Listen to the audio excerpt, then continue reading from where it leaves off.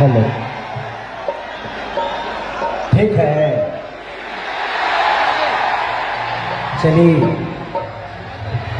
हम खेसारी लाल यादव, जिला छपरा, सारण, बिहार, जितने भी हमारी श्रोता, भगवान स्वरूपी श्रोता जितने भी आए हैं, मैं सबका चरण छू के प्रणाम कर रहा हूँ। एक ताली बजाकर श्रीमान। अब सबकर चरण छुए खातिर जाए तो ज्यादा टाइम लगेगा। अच्छा, यहाँ सब लोग भोजपुरी तो समझते हैं ना? अच्छा कहे भाई लड़का हमारा मुँह में धूप होता है भाई जी, लाइट को थोड़ा सा डिम रखिए। हाँ, डिम रखिए।